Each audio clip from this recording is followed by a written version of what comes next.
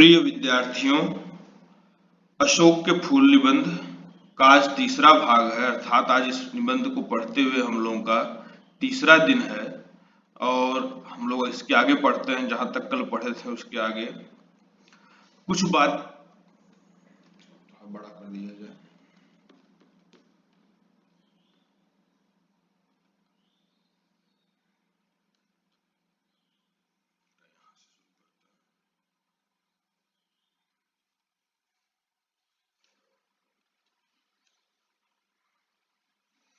कुछ बातें तो मेरे मस्तिष्क में बिना सोचे ही उपस्थित हो रही हैं। यक्षों और गंधर्वों के देवता कुबेर, सोम, अप्सराएं यद्यपि बाद के ब्राह्मण ग्रंथों में भी स्वीकृत हैं, तथापि पुराने साहित्य में वे अपदेवता के रूप में भी मिलते हैं। करें कि बेटा लेखक बता रहा है कि कुछ बातें मेरे दिमाग में बिना सोचे ही सहज रूप से आ रही हैं, जिनमें यक्षों और गंधर्वों की बात करते हुए बता रहे हैं कि किस प्रकार से हमारे बाद के ब्राह्मण ग्रंथों में भी इनका जिक्र मिलता है। कुबेर का, सोम का, अप्सराओं का जिक्र मिलता है और पुराने साहित्य में भी इन्हें देवताओं के रूप में ही देखा जाता था। बौद्ध साहित्य में तो बुद्ध देव को कई बार बाधा देते हुए बताए गए और बौद्ध साहित्य में बता रहे हैं कि बौद्ध साहित्य की कथाओं में कई बार ऐसा दिखाया गया है कि इन यक्षों ने, गंधर्वों ने भगवान बुद्ध को तपस्या से रोकने की कोशिश की। महाभारत में ऐसी अनेक कथाएं मिलती हैं जिसमें संतानार्थी स्त्रियां वृक्ष के अपदेवता यक्षों के पास संतान कामनी होकर जाया करती थी। करें महाभारत में ऐसी अनेक कहानियां भी मिलती हैं जिसमें संतान की, पुत्र की इच्छा रखने वाली स्त्रियां इन वृक्षों के जो आराध्य देव हुआ करते थे, यक्ष आदि, उनके पास संतान की इच्छा लेकर के जाया करती थी। यक्ष और यक्षिणी सामान्यतः विलासी और उर्वरता जनक देवता समझे जाते थे। कारण यक्ष और यक्षिणियों को साधारणतः यह माना जाता था कि ये विलासी प्रवृत्ति के होते हैं, आराम का जीवन जीना पसंद करते हैं और उर्वरता जनन शक्ति जो इनके अंदर होती है वह अन्य की अपेक्षा अधिक है। कुबेर तो अक्षय निधि के अधीश्वर हैं भी हैं। कारण बेटा कुबेर को अक्षय निधि का, कभी न समाप्त होने वाले धन का राजा बताया गया है, अधीश्वर बताया गया है।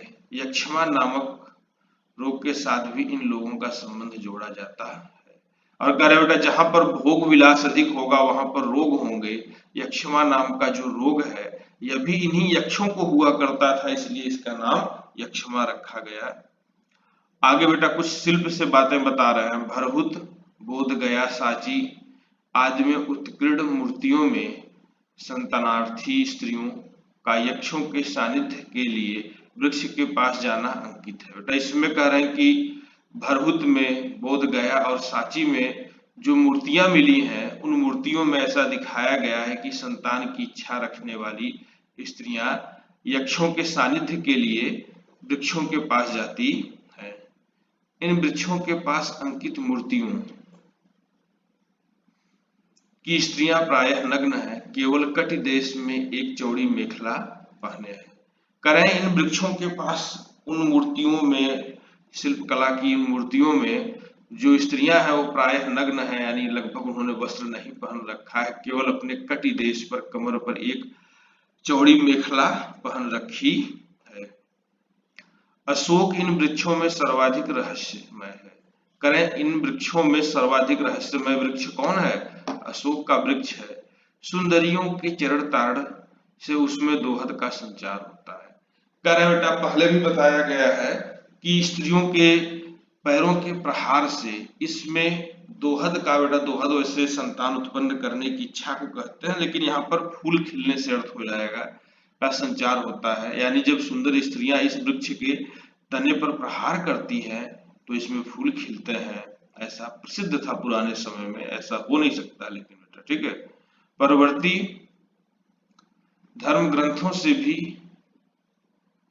पता चलता है, कह रहे बेटा कि जो परवर्ती बाद के जो धर्म ग्रंथ हैं उनसे भी ये पता चलता है, चैत्र शुक्ल अष्टमी को व्रत करने, कि चैत्र माह के शुक्ल पक्ष की अष्टमी को व्रत रखने अशोक की 8 पत्तियों के भक्षण से, अशोक के वृक्ष की 8 पत्तियां खाने से स्त्री की संतान कामना फलवती होती है। स्त्रियों के अंदर जो संतान उत्पन्न करने की इच्छा होती है वह फलवती होती है। अशोक कल्प में बताया गया है कि बेटा अशोक वृक्ष की विशेषताओं को लेकर के लिखा गया एक ग्रंथ है अशोक कल्प कर, उसमें बताया गया है कि अशोक के फूल 2 प्रकार के होते हैं, सफेद और लाल।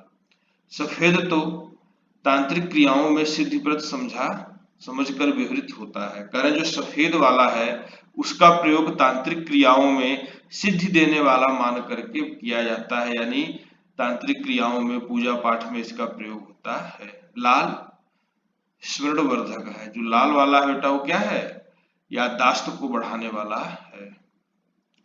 इन सारी बातों का रहस्य क्या है, लेखक कह रहा है इन सारी बातों का रहस्य क्या है मैं नहीं समझ पा रहा हूं।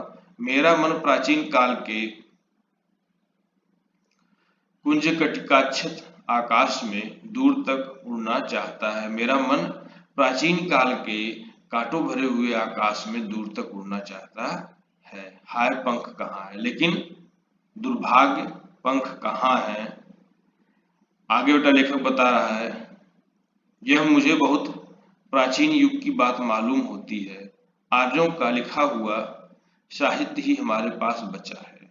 लेखक कह रहा है कि बहुत पुराने युग की बात लगती है और आज के दौर में हमारे पास सिर्फ आर्यों का लिखा हुआ साहित्य बचा है। इसमें सब कुछ आर्य दृष्टिकोण से ही देखा गया और इसमें सब कुछ आर्यों के ही दृष्टिकोण से देखा गया है। आर्यों से अनेक जातियों का संघर्ष हुआ। बेटा आर्य जब भारत आए तो उनका अनार्यों से संघर्ष हुआ। इसके अलावा अन्य तमाम जातियां जो भारतवर्ष में आर्यों के बाद आई उनका भी आर्यों से संघर्ष हुआ। लेकिन सारे संघर्ष में आर्यों को देवता बुद्धि का दिखाया गया, क्योंकि सब कुछ आर्यों के ही पक्ष में लिखा गया है। उन्हीं के द्वारा लिखा गया साहित्य हमारे पास है। कुछ ने तो उनकी अधीनता नहीं मानी। करें उसमें से कुछ जातियां ऐसी थी जिन्होंने उनकी अधीनता नहीं मानी, वे कुछ ज्यादा ही गर्वीली थी। बेटा यहाँ पे वे छूट गया है। करें कि वे जातियां कुछ ज्यादा ही गर्वीली थी, स्वाभिमानी थी, इतने आसानी से आर्यों के की अधीनता स्वीकार करने को तैयार नहीं थी। संघर्ष खूब हुआ, पुराणों में इसका प्रमाण है। करें बहुत संघर्ष हुआ और पुराणों में इसके प्रमाण है। पुराणों में बेटा जिसे देवासुर संग्राम कहते हैं, वास्तव में वो स्वर्ग में होने वाली कोई लड़ाई नहीं बल्कि पृथ्वी पर ही आर्यों और अनार्यों के बीच में हुआ संघर्ष है। यह इतनी पुरानी बात है कि सभी संघर्षकारी शक्तियां बाद में देव योनि जात मान ली गई। करें ये बात इतनी पुरानी है कि बाद में उन सारी जातियों को जिन्होंने संघर्ष किया, चाहे आर्यों के पक्ष में चाहे विपक्ष में, सभी को बाद में क्या मान लिया गया, देव योनि जात, यानी देवताओं की ही योनि से जन्म लेने वाला मान लिया गया। सबको एक मान लिया गया। पहला संघर्ष शायद असुरों से हुआ। करें पहला संघर्ष जिस जाति से आर्यों का हुआ उन्हें क्या कहा गया, असुर कहा गया। वह बड़ी गर्वीली जाति थी, वे बड़े गर्वीले लोग थे। आर्यों का प्रभुत्व इनसे नहीं माना, इन्होंने कभी भी आर्यों की सत्ता को स्वीकार नहीं किया, उनका प्रभुत्व नहीं माना। फिर दैत्यों, फिर दानवों, दैत्यों और राक्षसों से संघर्ष हुआ। असुरों के बाद अलग अलग इन मानव जातियों से संघर्ष हुआ। एक मानव जाति जिसे दानव कहा गया, एक जिसे दैत्य कहा गया और एक जिसे राक्षस कहा गया, इनसे संघर्ष हुआ। गंधर्वों और यक्षों से कोई संघर्ष नहीं हुआ, लेकिन पुराणों से ऐसा मालूम होता है कि यक्ष और गंधर्व जातियों से उनका कोई संघर्ष नहीं हुआ। वे शायद शांतिप्रिय जातियां थीं। शायद वे क्या थीं, शांतिप्रिय जातियां थीं। भरहुत, साची, मथुरा आदि से प्राप्त यक्षिणी मूर्तियों के गठन और बनावट देखने से यह स्पष्ट हो जाता है कि वे जातियां पहाड़ी थीं।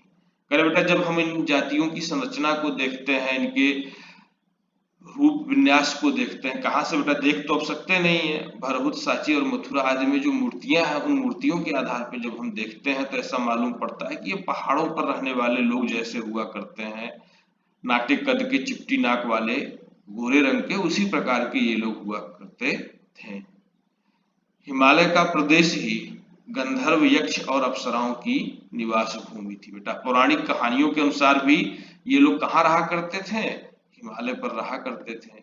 इनका समाज संभवतः उस स्तर पर था जिसे आजकल के पंडित पुनानुअल सोसाइटी कहते हैं। कह रहे बेटा इनका समाज उस स्तर का था जिसे आजकल के विद्वान लोग पुनानुअल सोसाइटी कहते हैं। यानी बेटा ऐसी सोसाइटी जो जिसके लिए बेटा अर्थार्जन बहुत बड़ा मसला नहीं रह जाता है, यानी उन्हें बैठे बैठे धन मिलता है और ये लोग बैठ करके कला, साहित्य, संगीत, भोग विलास में आनंद उठाते हैं।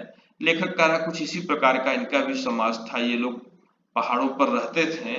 भोग विलास, खेती, कृषि आदि से इनका बहुत लेना देना नहीं था। मतलब कृषि आदि से, व्यापार से इनका बहुत लेना देना नहीं था। भोग विलास में ही जीवन व्यतीत किया करते थे। शायद इससे भी अधिक आदिम, करें इससे भी अधिक प्राचीन थे, परंतु वे नाच गाना में कुशल थे। लेकिन उन्हें गीत, संगीत, नृत्य आदि का अच्छा ज्ञान था।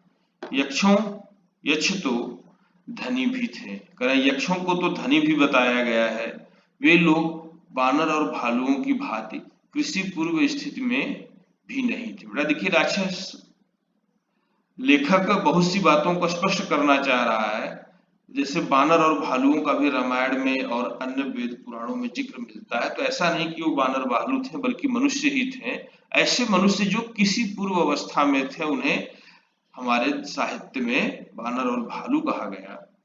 तो लेखक यहाँ बता रहा है कि ये लोग जो यक्ष और गंधर्व थे, ये न बानर भालुओं की तरह कृषि पूर्व अवस्था में थे, राक्षसों और असुरों की भांति व्यापार वाणिज्य वाली स्थिति में भी नहीं। और बेटा दूसरी तरफ जो राक्षस और असुर जाति के लोग थे, ये लोग भी कृषि में विश्वास न करके व्यापार और वाणिज्य में अधिक विश्वास किया करते थे। लेखक कह रहा है कि उस अवस्था में भी वे आर्य लोग नहीं थे, वे यक्ष लोग नहीं थे। वे मणियों और रत्नों का संधान जानते थे। वो ये जानते थे कि किस स्थान पर मणि मिलेंगे, किस स्थान पर रत्न मिलेंगे। यानी बेटा समुद्र आदि से रत्न निकालने में माहिर थे।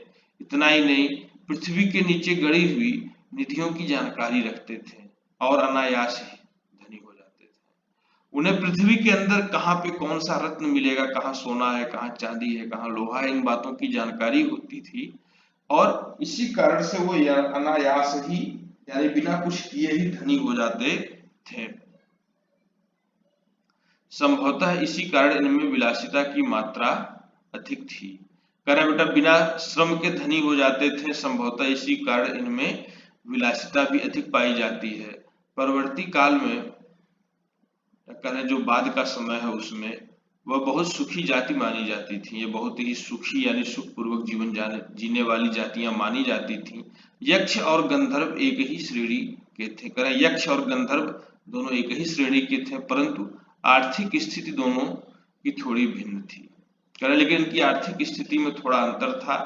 यक्ष धनी थे तुलना में गंधर्वों के। कह रहे किस प्रकार गंधर्व देवता को अपनी गंधर्व सेना के साथ इंद्र का मुसाहिब बनना पड़ा, वह मनोरंजक कथा है। बेटा वृत्तासुर का वृत्तांत पुराणों में मिलता है और उस कहानी से पता चलता है कि किस प्रकार से अप्सराओं को बचाने के लिए कामदेव अपनी पूरी गंधर्व सेना के साथ इंद्र के मुसाहिब बन जाते हैं, यानी इंद्र के पीछे पीछे चलते हैं और वृत्तासुर से युद्ध लड़ते हैं। कह रहे यह भी एक बड़ी मनोरंजक कथा है।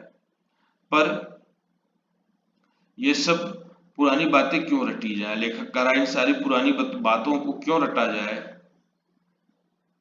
प्रकृति यह है कि बहुत पुराने जमाने में आर्य लोगों को अनेक जातियों से निपटना पड़ा था। करें बस इससे इतना समझ में आ गया कि कभी पुराने जमाने में जब आर्य भारत आए तो उन्हें बहुत सी मानव जातियों से संघर्ष करना पड़ा, उनसे निपटना पड़ा। जो गर्वीली थी, हार मानने को प्रस्तुत नहीं थी, परवर्ती साहित्य में उनका स्मरण घृणा के साथ किया गया। करें जो गर्वीली थी, जिनके अंदर स्वाभिमान था, जो हार मानने को प्रस्तुत नहीं हुई, उनको बाद के साहित्य में घृणा से याद किया गया। उनको राक्षस कहा गया, दैत्य कहा गया, दानव कहा गया, उनमें सारी बुराइयों को दिखाया गया। जो सहज ही मित्र बन गई, उनके प्रति अवज्ञा और उपेक्षा का भाव नहीं रहा। लेकिन वे मानव जातियां जो सहज ही मित्र बन गई, उनके प्रति अवज्ञा और उपेक्षा का भावना नहीं रही, यानी उन्हें बाद के साहित्य में अच्छे से याद किया गया, उनके बारे में अच्छी बातें कही गई। असुर, राक्षस, दानव, दैत्य पहली श्रेणी में थे। वे जातियां बेटा जो स्वाभिमानी थीं, जिन्होंने आर्यों की पराधीनता नहीं स्वीकार की, संघर्ष किया, करें उन्हें बाद के साहित्य में राक्षस के रूप में, दानव के रूप में, असुर, दैत्य आदि के रूप में याद किया गया। यक्ष, गंधर्व, किन्नर, सिद्ध, विद्याधर, बानर, भालू आदि दूसरी श्रेणी में आते हैं। वे जातियां जिन्होंने संघर्ष नहीं किया, जो सहज ही मित्र बन गई आर्यों की, उनमें यक्ष हैं, गंधर्व हैं, किन्नर हैं, सिद्ध, बानर, भालू कर हैं कि इन्हें बहुत आदर के साथ याद किया गया। परवर्ती हिंदू समाज में इन सभी को बड़ी अद्भुत शक्तियों का आश्रय माना है। करें बाद के हिंदू समाज ने क्या किया है, इन दूसरी श्रेणी की जातियों को अद्भुत शक्तियों का आश्रय माना है। सब में देवता बुद्धि का पोषण करते हैं, और सब में देवता बुद्धि का पोषण करते हैं, यानी ये मान के चलते हैं कि इन सभी में देवताओं जैसी प्रवृत्तियां पाई जाती थी। तो बेटा अब तक हम लोगों ने इस निबंध को यहाँ पर पढ़ा, अब शेष भाग आगे। धन्यवाद। जय हिंद।